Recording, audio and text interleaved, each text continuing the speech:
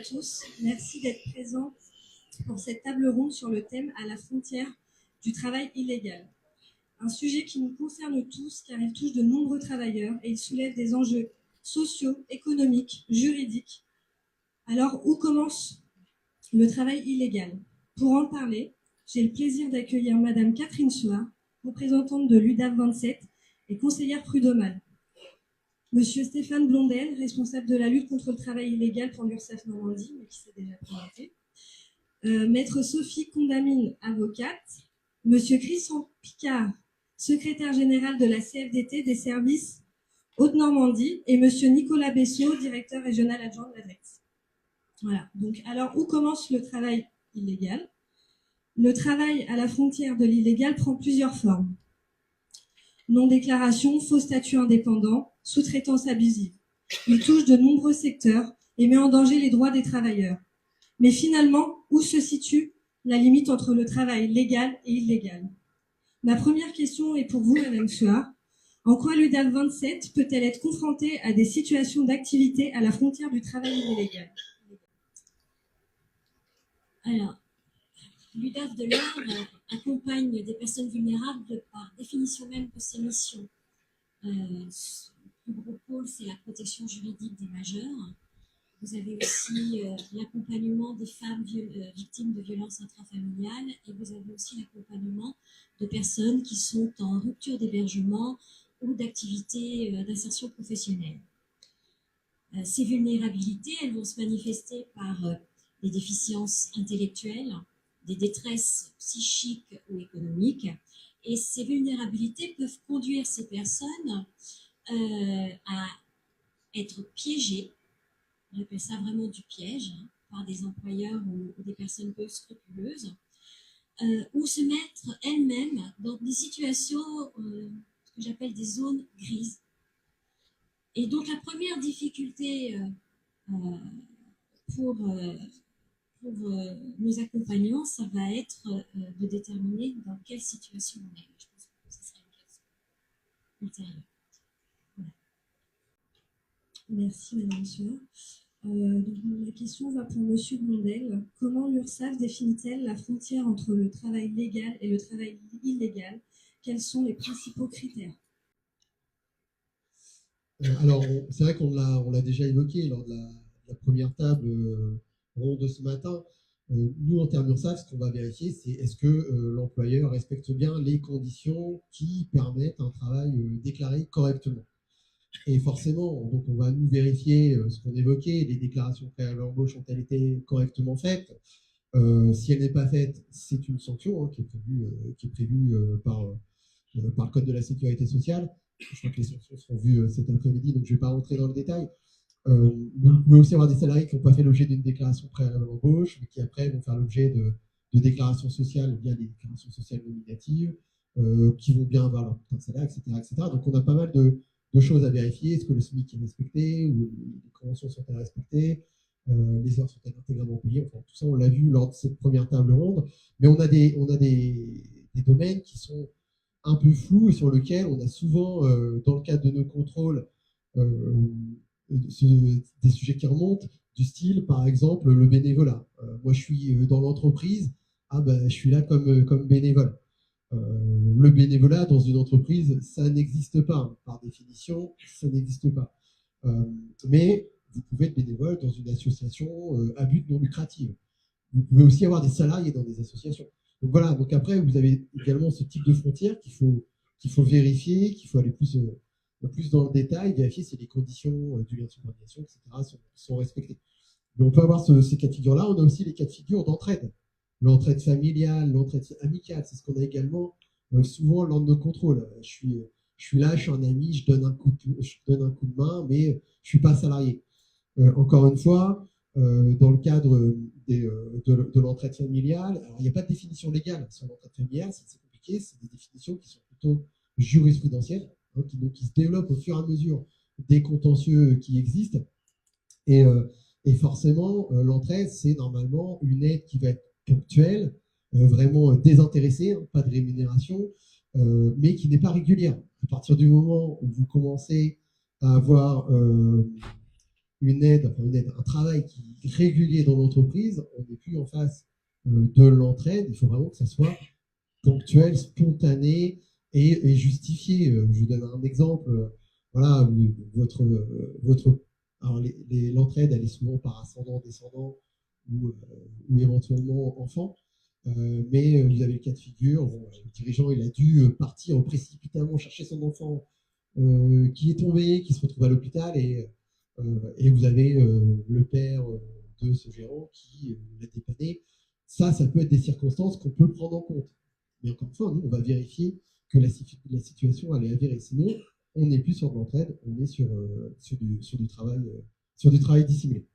Après, vous avez aussi d'autres cas qui sont un peu particuliers, comme le recours à des faux stagiaires, hein, ça peut également exister. Et puis également, il faut travailleurs indépendants, il faut entrepreneurs indépendants qu'on a évoqué ce matin. Du coup, je ne vais pas rentrer dans le détail. Très bien, merci. Monsieur Bosso, avec votre regard sur le terrain, quelle est votre définition de la frontière du travail illégal? Quels sont les secteurs les plus touchés et comment identifiez-vous ces situations? Alors, les secteurs les plus touchés, j'en ai parlé tout à l'heure, vous les retrouverez dans l'introduction du plan national de lutte contre le travail illégal. Il y a eu une évaluation qui date de quelques années, de 3 ans, mais qui est toujours d'actualité. C'est-à-dire que la fraude, le travail dissimulé, c'est évalué à 2% de l'activité en France. Et puis les principaux secteurs d'activité, le BTP autour de 8% en moyenne. Donc là encore, ça recouvre des réalités très différentes en fonction du secteur d'activité. Vous voyez qu'on là on parle de grands secteurs d'activité, mais évidemment entre le gros œuvre et le second œuvre, il y a des différences. Entre une grosse entreprise et une petite entreprise, on peut avoir du travail dissimulé dans les deux situations avec des pratiques très différentes. Dans un cas, une petite entreprise, ça sera plutôt du travail au noir classique, c'est-à-dire une dissimulation totale d'emploi. La grande entreprise, ça va être plutôt de la fausse sous-traitance, du frais illicite de main-d'œuvre ou du marché de main-d'œuvre. Les tailles d'entreprise, mais avec des pratiques par contre différentes. Donc le BTP à environ 8%. Le transport, de façon assez importante, est plutôt en augmentation avec le phénomène de livraison de petits colis notamment. On s'aperçoit que dans les livraisons du dernier kilomètre, on a beaucoup de phénomènes de sous-traitance, d'auto-entrepreneuriat, etc. Donc avec des fraudes qui là aussi génèrent pour nous, ça fait partie de nos priorités de contrôle au niveau régional et c'est évalué environ 9% au niveau national. Et HCR également, on est concerné évidemment dans la région avec les phénomènes saisonniers. Donc il y a également, c'est un secteur d'activité qui recourt de façon assez importante au travail illégal, avec là aussi une évolution des pratiques, avec notamment le fait qu'il y ait de plus en plus d'auto-entrepreneurs dans ce secteur d'activité-là. Et puis le secteur de l'agriculture, qui est également un secteur spécifique qui génère du travail dissimulé également, avec des difficultés particulières de contrôle pour nous, puisque effectivement, le ciblage est plus compliqué. Et puis le secteur qu'on retrouve un petit peu partout en France de façon générale, mais ça cache des disparités régionales, des réalités régionales assez différentes. Et puis en deçà de ces gros secteurs, c'est ce que je disais tout à l'heure, il y a des micro-secteurs qui génèrent aussi leurs propres infractions avec des spécificités particulières donc, qui sont à regarder. Et puis, de façon générale, on prête aussi beaucoup d'attention maintenant au numérique. Donc, on a des pouvoirs de contrôle qui ont été renforcés sur le secteur du numérique. Et on va engager des formations cette année pour pouvoir faire des contrôles sous pseudonyme sur les réseaux sociaux. C'est effectivement là aussi une évolution, vous voyez, de notre société qui a des impacts puisque ça peut faciliter les mises en relation et ça peut faciliter certaines infractions. Donc, voilà sur la typologie. Sur la frontière, après, on l'a évoqué tout à l'heure avec le bénévolat et puis l'entraide familiale. Je ne reviens pas sur ce qui est dit, mais effectivement, on essaye de travailler notamment avec les grands événements. On a eu l'exemple des JO l'an dernier en France, où le ministère du Travail, l'URSSAF, etc., on a travaillé sous forme de charte avec les organisateurs justement pour bien cadrer le bénévolat, parce qu'entre le principe qui a été évoqué et puis la réalité, il y a tout un tas de nuances qui peuvent se trouver sur le terrain. on dit qu'il n'y a pas de rémunération, mais après, des fois, il y a des mises à disposition, il y a des dons qui sont faits de t-shirts, de moyens matériels. Il peut y avoir parfois un peu d'hébergement. Donc, vous voyez que la frontière entre le bénévolat et le salariat, parfois, elle est un bénévole, il faut quand même structurer son intervention pour que ce ne soit pas complètement n'importe quoi, etc. Donc, on voit qu'en fonction des événements et en fonction du type d'association, il peut y avoir, on peut être très loin du salariat et parfois on peut avoir des situations de bénévolat qui sont quand même, qui ressemblent beaucoup à du salariat. Donc, le curseur, il varie, on est toujours sur sur la même notion de faisceau d'indices, un petit peu de faisceau de preuves qui permettent d'établir qu'on n'est pas dans le bénévolat, avec la réserve qui a été évoquée également sur le fait de dire, dès lors qu'on est sur une activité commerciale, il ne peut pas y avoir de bénévolat. Donc là, c'est des situations qu'on a rencontrées. On a un exemple la semaine dernière sur un garage avec quelqu'un qui aidait bénévolement quelqu'un un jeudi matin à réparer sa voiture. Évidemment, c'est des choses qu'on fait tomber, qu'on réintègre dans le champ du salariat. Et c'est un peu la même chose sur l'entraide familiale. L'entraide familiale, elle peut être ponctuelle, elle doit être limitée, mais quelqu'un qui aide de façon permanente, que les familles peuvent avoir des familles parfois très élargies.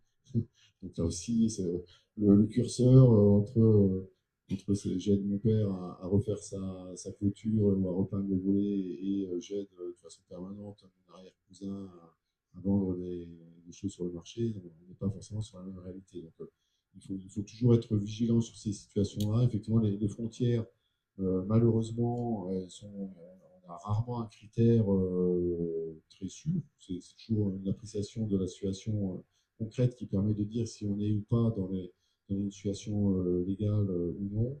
Et donc, effectivement, le conseil pour les organisateurs, je pense qu'on est tous plus ou moins dans les associations, etc., c'est lorsqu'on a des gros événements organisés ou lorsqu'on a une pratique d'association et d'essayer de se rapprocher pour qu'on puisse établir préalablement des chartes, des guides pour cadrer le bénévolat et comme ça être sûr à la fois pour les présidents d'associations également qu'on puisse facilement faire la distinction entre les salariés de l'association et tous les éventuels bénévoles qui y contribuent.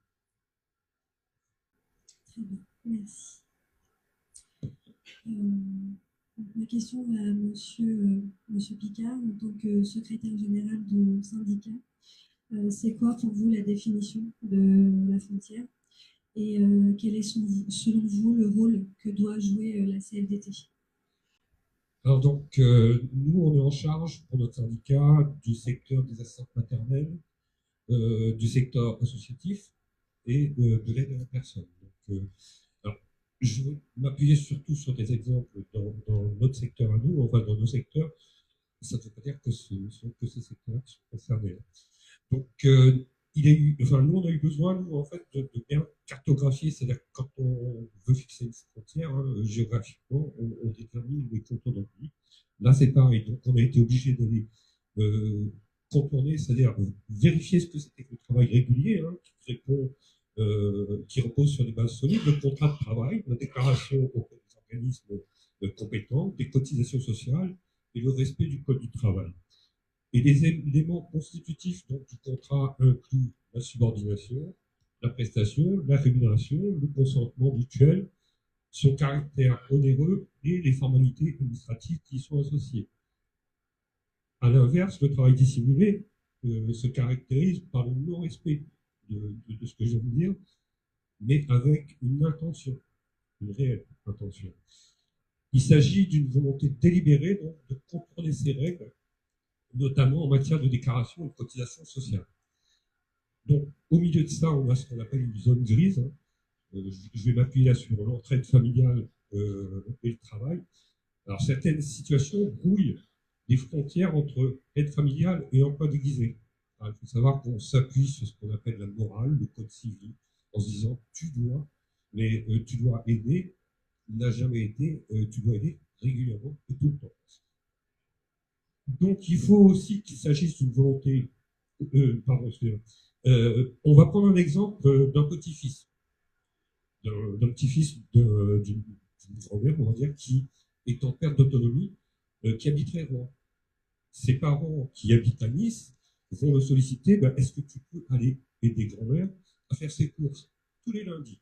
Donc, vous voyez là, par délégation, le fils donne délégation et puis mandat à son enfant, je veux dire, pour aller aider continuellement. En contrepartie, ben, mamie, elle va te donner un peu d'argent ou te donner la voiture parce qu'elle conduit plus. Donc, vous voyez là, il y a un bien, enfin, il y a un paiement de quelque chose. Alors, pour trancher, plusieurs éléments doivent être analysés, hein, c'est ce que nous on a fait. Donc, l'intention des parties.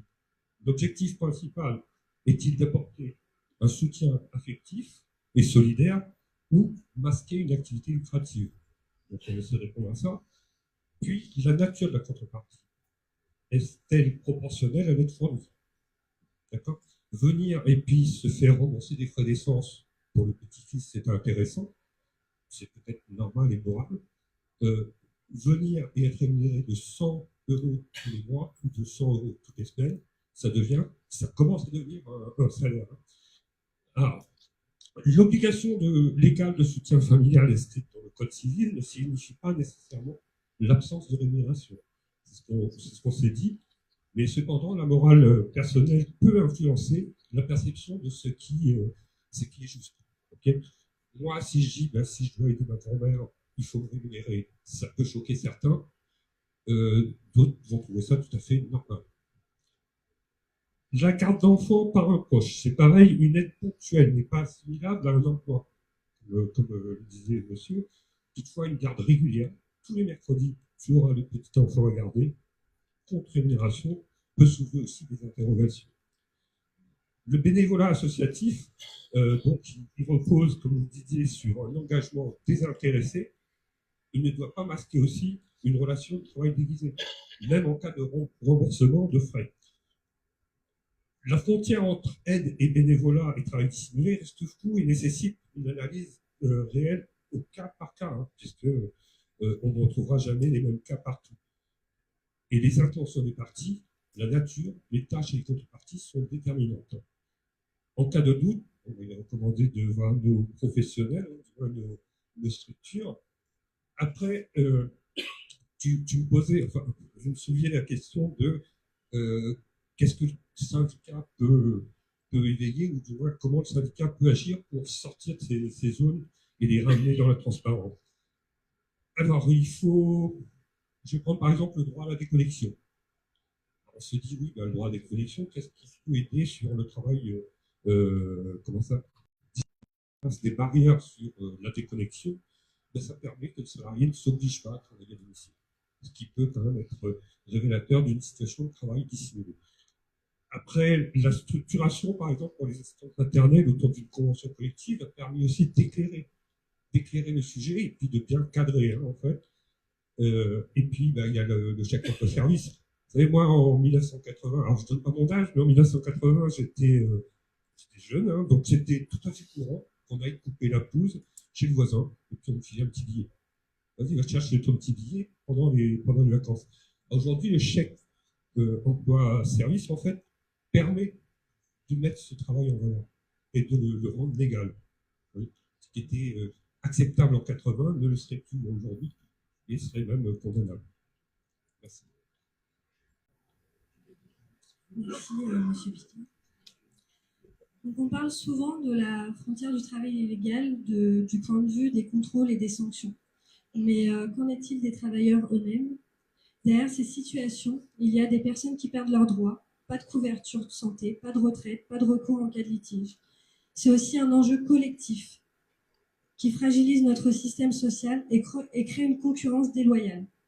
Madame Suard, quels sont les principaux risques pour ces travailleurs en matière de protection sociale et comment sortir de cette zone grise? Alors, je vais parler des professionnels qui travaillent dans mon service. C'est celui de la protection juridique des majeurs.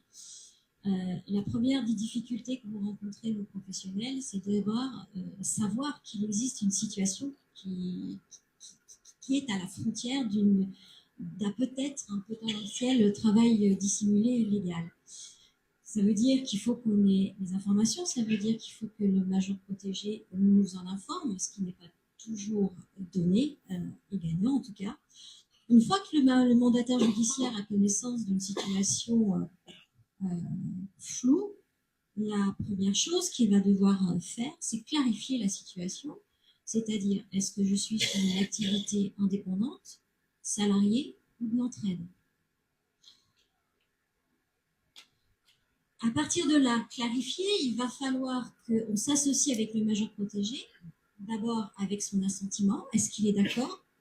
Et s'il n'est pas d'accord, soit le mandat judiciaire qui nous est confié va nous permettre de passer outre, soit il va falloir aller chercher l'autorisation du juge des tutelles pour pouvoir passer outre le désaccord du majeur protégé et travailler sur la situation afin de la clarifier. Je dirais que nos services, le plus souvent, font face à des situations de travail salarié dissimulé. On a très peu de majeurs protégés avec une activité professionnelle indépendante. Pourquoi très peu? Parce que déjà en tutelle, la mesure de tutelle leur interdit, de par la loi, d'exercer une activité indépendante, libérale ou artisanale ou commerçante. Donc déjà, ça élimine pas mal de choses. C'est essentiellement les activités salariées. Ce que nous faisons dans ces situations-là, c'est déjà, et d'une, de nous rapprocher de l'employeur pour régulariser la situation. Donc un rapprochement amiable dans un premier temps. Nous informons toujours le juge des tutelles de la difficulté et de ce qu'il est engagé comme démarche. Si au besoin, on va jusqu'au dépôt de plainte. On fait également un signalement au procureur de la République, le parquet civil, puisque le parquet civil est un organe de contrôle des mesures de protection. Et puis, au final, une saisine du Conseil des prud'hommes. On a une autre situation. Alors là, ce n'est pas le majeur protégé qui déploie une activité. Ce sont des tiers qui déploient une activité autour de lui. Et c'est souvent ce qu'on appelle les proches aidants, qui cessent parfois toute activité professionnelle pour pouvoir s'occuper de leurs soit parents âgés ou soit de leur enfant handicapé majeur, et qui veulent, du fait d'avoir cessé toute activité, se coupent de toute protection sociale, assurance maladie, cotisation retraite. Et donc, il s'offre à eux 3 choix, qui est celui d'obtenir le statut d'aidant familial. En tout cas, il faut qu'on clarifie la situation. Donc, il y a 3 choix. Statut d'aidant familial, obtenir une prestation compensatoire du handicap en aide humaine auprès de la maison départementale du handicap, ou alors conclure un contrat de travail. Très bien, merci. Donc là, ma question va à Monsieur Blondel. Comment détectez-vous les cas où un indépendant est en réalité un salarié déguisé? Quelles en sont les conséquences et avez-vous des exemples de situations à nous partager? Alors, c'est vrai que c'est des cas un peu compliqués, même si de prime abord, on pourrait penser que c'est relativement simple d'avoir un indépendant qui finalement est en situation de salariat déguisé. Il ne faut pas oublier que d'abord que le principe qui avait été rappelé par M. Messot ce matin, c'est que le principe simple, c'est un principe de non-salariat. Une personne qui est indépendante, par définition, normalement, elle est indépendante. Toutefois, c'est vrai qu'on peut se retrouver face à des cas de figure où finalement on va être en face d'un salarié plus déguisé, où finalement c'est un faux statut de travailleur indépendant. Je ne vais pas revenir, puisqu'on l'a pas mal évoqué ce matin, les notions sur lesquelles nous on va aller regarder, c'est essentiellement le lien de subordination. On va regarder au niveau de l'employeur, est-ce que finalement on ne serait pas en situation où le lien de subordination caractérise le travail dissimulé dans tel ou tel cas de figure. Ce qu'il faut regarder avant tout, c'est le faisceau d'indices qui va nous permettre de déterminer le lien de subordination. Parce que effectivement, on évoquait ce matin, c'est pas parce que le salarié était avant salarié de l'entreprise, il est devenu auto-entrepreneur, mais il continue à travailler avec l'entreprise, qu'automatiquement, c'est un faux salarié. C'est une suspicion qui peut être effectivement importante pour nous dans ce cas de figure-là, puisqu'on va se poser la question, mais il va falloir qu'on regarde un petit peu tous les éléments qui caractérisent le lien de subordination, notamment est-ce que le salarié utilise le matériel de l'entreprise, est-ce qu'il est dans le cadre d'un service organisé, ou est-ce qu'on lui impose des horaires, est-ce qu'il a des sanctions en cas de manquement, etc. etc. Et tout ça, c'est pas si évident que ça à démontrer. Notamment, il faut apporter tous ces éléments devant les juridictions. Il ne faut pas oublier qu'à partir du moment qu'on a du travail dissimulé, on a une infraction pénale. Donc il y a une procédure pénale qui est envoyée au parquet. Et dès lors, il faut que nos procédures elles tiennent la route, hein, concrètement. C'est l'objectif. Donc, démontrer ce lien de subordination via des indices, c'est important. Encore une fois, c'est pas parce qu'un auto-entrepreneur ou un travailleur indépendant va avoir un seul client, un client unique, qu'on est forcément en face d'un salarié déguisé.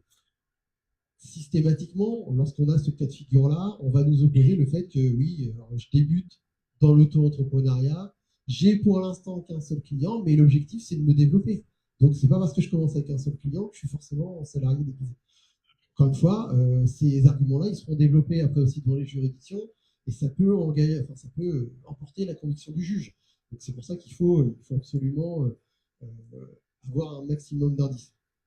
À titre d'exemple, puisque c'est un contrôle récent qu'on a fait et qui était assez révélateur du sujet, on a eu un signalement d'un auto-entrepreneur qui travaillait dans une entreprise. On a contrôlé cet auto-entrepreneur et lui nous dit clairement, ben, moi en fait, je ne suis pas auto-entrepreneur, je suis salarié de l'entreprise, c'est un faux statut. On récupère les éléments par rapport aux déclarations de l'auto-entrepreneur. De prime abord, on peut le croire. C'est vrai qu'après tout, les éléments qu'il nous apportent, ils sont plutôt convaincants. Ce qu'on fait dans un deuxième temps, c'est qu'on va vers l'entreprise qui l'embauche, on va auditionner, parce qu'encore une fois, on est dans un cadre pénal, donc on fait des auditions qui sont cadrées par le code de procédure pénale. On va auditionner l'entreprise. Qu'est-ce que va nous dire l'entreprise? Non, moi, il est absolument pas auto-entrepreneur. Alors certes, il vient seul sur les chantiers. Alors, des fois, il peut utiliser le matériel de l'entreprise, mais en même temps, quand vous êtes auto-entrepreneur, vous avez tout intérêt à avoir le matériel à disposition, notamment les matériaux à disposition plutôt que de vous l'acheter, parce que l'auto-entrepreneur va payer des cotisations sur son chiffre d'affaires. Donc, si vous avez des matériaux que vous avez achetés, vous allez payer des cotisations sur les matériaux, si vous les facturez. Donc, on se retrouvait dans une situation où finalement, on était un peu parole contre parole. Même si on avait des éléments, on avait d'un côté l'auto-entrepreneur qui disait bah non, moi je suis un salarié déguisé. Il a tout intérêt à le faire parce que nous, quand on a contrôlé l'auto-entrepreneur, on s'apercevait qu'il ne déclarait pas son chiffre d'affaires. Donc, infraction pénale potentielle, majoration de redressement, ce qui nous concerne, enfin les sanctions financières, elles sont relativement importantes. Donc, il avait tout intérêt de dire moi je suis salarié d'entreprise. L'entreprise, elle, a tout intérêt de dire non, non, moi il n'est pas salarié parce que les sanctions financières sont encore plus importantes en termes de cotisation de l'URSSAF. Et finalement, lorsque vous vous retrouvez en contrôle face à cette situation avec qui l'auto-entrepreneur pouvait travailler, ancien salarié, parce que si vous allez interroger les salariés de l'entreprise, souvent l'employeur va leur dire si c'est vraiment le cas, non, tu vas dire qu'il est vraiment auto-entrepreneur. Et finalement, on s'est aperçu que l'auto-entrepreneur était un réel auto-entrepreneur. Donc voilà, elle est compliquée, hein. Il faut vraiment pouvoir démontrer le faux statut de salarié. Alors, il y en a, il ne faut pas se le cacher. Vous avez vraiment des employeurs qui, des fois, demandent à leurs salariés de basculer en auto-entrepreneur. Ça a des intérêts en termes de cotisation, en termes de flexibilité. Hein, dès que vous avez un coup de mou en termes d'activité, ben hop, l'auto-entrepreneur vous lui dites de parvenir, et puis c'est terminé. Et puis toutes les garanties liées aux salariés qui peuvent être engagés. Voilà un petit peu sur la détection. Merci beaucoup, Monsieur Bessot. Est-ce que vous aviez peut-être des précisions ou des choses à rajouter sur ce que vient de dire Monsieur Bondel? Non, j'avais une question à Allez-y. À la personne de l'UNAF j'étais interpellé sur le fait que les majeurs sous tutelle pouvaient, comme tout le monde, exercer du travail dissimulé, mais c'était pour savoir s'il y avait des secteurs d'activité particuliers, est-ce qu'il y a une typologie, est-ce que c'est des petites ces activités, j'imagine, sur des petits montants ou pas nécessairement, est-ce que c'est complètement aléatoire ou il y a malgré tout certaines pratiques qui ont tendance à se retrouver? Les majeurs protégés sont des citoyens comme tout le monde, donc on va les retrouver dans les mêmes zones que votre activité que vous avez citée tout à l'heure, l'agriculture, donc la restauration, voilà, comme n'importe quel autre citoyen. Merci. Donc, face à ces situations, quelles solutions existent? Qui peut intervenir et comment? L'URSSAF, l'inspection du travail, les prud'hommes, les syndicats, tous ces acteurs jouent un rôle clé. Voyons ensemble quels sont les recours possibles. Ma question Et pour vous, Madame Suard, quelles sont les principales difficultés juridiques lorsqu'un salarié saisit les prud'hommes pour une situation à la frontière du travail illégal? Maître Condamine en a déjà parlé tout à l'heure. La première des difficultés, ça va être déjà de qualifier la relation. Est-ce qu'on est vraiment en situation de contrat de travail? Parce que si ce n'est pas le cas, le Conseil des prud'hommes n'est pas compétent. Donc la première étape, c'est ça. Et après, c'est de savoir est-ce qu'on rentre dans les 6 formes de travail dissimulé évoquées aussi lors de la première table. Et la grande difficulté, mais ça a été posé, elle a été évoquée dans la question, c'est la preuve. Voilà. Merci.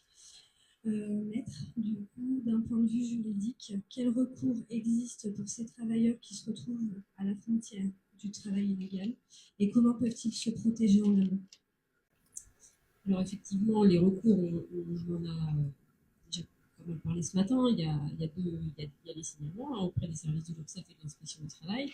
Il y a le dépôt de plainte pénale, éventuellement des poursuites pénales contre les employeurs qui sont auteurs de faits de travail dissimulé. Et puis il y a les saisines individuelles du Conseil de prud'hommes pour pouvoir reconnaître des situations effectivement qui caractérisent en réalité du travail salarié. Et comme vient de le rappeler Madame Suard, là, en la matière, il faut obtenir la requalification de la relation en contrat de travail, ce qui n'est pas toujours aisé, puisqu'il faut la contestation des preuves. Après, c'est vraiment, dans chaque cas, on regarde ce qu'on peut obtenir comme moyen de preuve pour s'ancrer dans la réalité d'un contrat de travail et puis voilà, il faut reconnaître un travail dissimulé, puisque de facto, il n'y a pas eu de contrat signé en amont. Après, quand on est sur des choses un peu plus élaborées, et quand on est sur l'auto-entrepreneuriat ou aussi, on n'a pas forcément évoqué ça, mais il y a mais je pense que c'est un peu moins courant maintenant, il y avait aussi des faux gérants qui étaient désignés, notamment, je me souviens de cette problématique-là avec les magasins Babou. En fait, on créait des établissements avec des sociétés qui, en fait, on n'était pas vraiment, et avec des gérants qui étaient en fait des directeurs salariés, et qui avaient le statut de gérant, de mandataire social dans une entreprise, et qui, en fait, on était clairement les salariés. Donc, je pense que il faut être vigilant en amont sur la nature du contrat que l'on propose, peut-être prendre des renseignements en amont auprès de l'inspection du travail, auprès voilà, des structures qui sont des syndicats, de la CFDT ou d'autres syndicats qui puissent être à même de vous renseigner de renseigner les salariés sur le mode de contrat qu'on leur propose quand il y a un doute, ou même sur le fait de demander à se déclarer en auto-entrepreneur. Voilà, ça peut être aussi une façon déjà de savoir effectivement quels sont réellement ces droits ou pas. Et puis après, effectivement, il y a aussi des situations sur lesquelles les employeurs ne sont pas forcément, ce qui devrait s'appeler des employeurs ne sont pas forcément très rodés. Puis au bout d'un moment, on sait très bien ce qu'il faudrait se conclure comme contrat et les employeurs ne le font pas. En préparant la table ronde, j'ai relu pas mal de choses sur le travail dissimulé. Et notamment, il y a eu la question de la télé-réalité. Comment on devait traiter les gens qui participaient à de la télé-réalité. Et au départ, effectivement, il n'y avait pas forcément de contrat de travail qui avait été signé. Il y a eu des procédures de fait devant les conseils de prud'hommes, des contrats de travail qui ont été reconnus avec des situations de travail dissimulées. Et plusieurs années après, il y a des chaînes de télévision qui ont recommencé à ne pas signer de contrat de travail, à ne pas, voilà, à se remettre en situation, remettre des salariés en situation de travail dissimulé. Et là, pour le coup, puisqu'on parlait ce matin aussi pas mal de la question de l'intention à caractériser, il y a bien une intention de l'employeur de ne pas faire les choses correctement. Parce que voilà, il y a des situations où on est à la frontière, où on ne sait pas trop si on est dans la sous-traitance ou pas, ou dans autre chose. Il y a des cas où voilà, les choses elles ont été tranchées, elles sont claires. Donc, on peut aussi, en prenant des renseignements en amont, se rendre compte qu'en fait, on n'est pas dans le bon cadre, en tout cas sur certaines situations qui ont pu être identifiées déjà depuis un certain nombre d'années. Après, c'est vrai que c'est du cas par cas. On parlait tout à l'heure du secteur du transport de colis notamment. C'est vrai que moi, j'ai été confrontée à ça avec un salarié, enfin, pas été reconnu comme salarié, mais un auto-entrepreneur qui travaillait que pour une seule société, qui avait en tout cas, qui cochait un certain nombre de cas de contre-parole. Et c'est vrai que c'est toujours, il y a des situations où malgré tout, même quand on essaie de se renseigner ou de se prémunir en amont, c'est pas simple. Hein.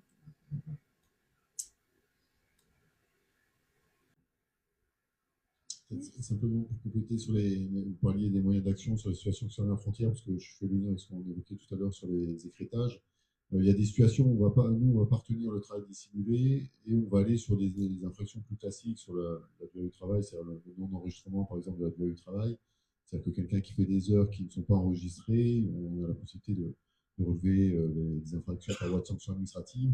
Donc il y a certaines situations où plutôt que d'aller vers une procédure pénale qui va être complexe en termes de contrôle, dont l'issue sera incertaine parce que on va transmettre le dossier au parquet avec toutes les contraintes du parquet, etc.